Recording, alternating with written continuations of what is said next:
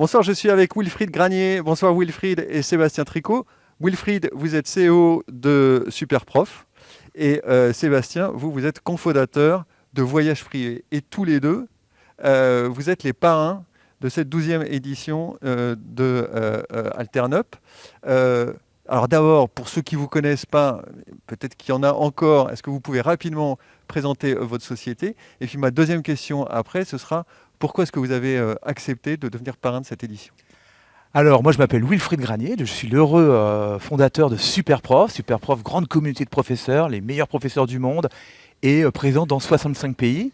Moi, pourquoi? C'est simple, hein, on m'a parlé de la FIPA, c'est eux qui organisent le concours AlternUp. Yes. FIPA, c'est innovation, apprentissage, c'est les deux choses que je fais tous les jours et en permanence. Donc moi, ça m'a parlé énormément, donc à fond l'entrepreneuriat avec AlternUp. Moi, j'ai accepté de parrainer cette cérémonie parce que j'ai rencontré Yann lors d'un concours de pitch de start-up à l'IAE d'Aix-en-Provence. Il se trouve que Yann portait un projet entrepreneurial dans le tourisme.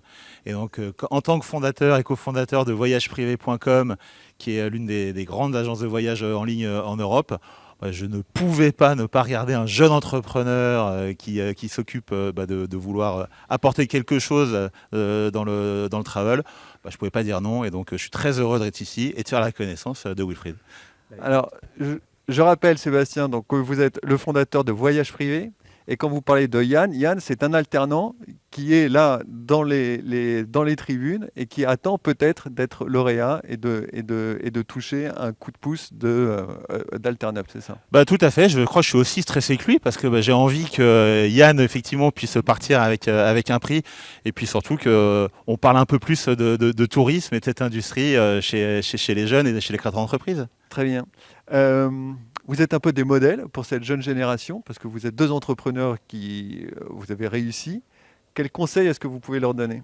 Alors, moi, je ne sais pas si je suis un modèle, mais en tout cas, c'est vrai que Edith, quand elle m'a présenté le projet, c'est une jeune femme extraordinaire. Je pense j'ai autant à apprendre d'elle qu'elle a à apprendre de moi. Moi, le conseil que je donne, c'est, à chaque fois, j'essaie de ne pas trop en donner, mais c'est allons-y, lancez-vous. L'entrepreneuriat, c'est quelque chose de fabuleux, c'est extraordinaire. Donc, il faut y aller, il faut se battre, et vous verrez, vous allez vivre un moment absolument incroyable. Et dernière chose, bonne chance, Edith. Sébastien? Écoutez, moi, si je devais leur donner un petit conseil, c'est de se préparer à être résilient, parce qu'entreprendre, effectivement, c'est pas facile tous les jours, de s'entourer, que ce soit avec des associés ou que ce soit avec des collaborateurs, je pense que c'est important.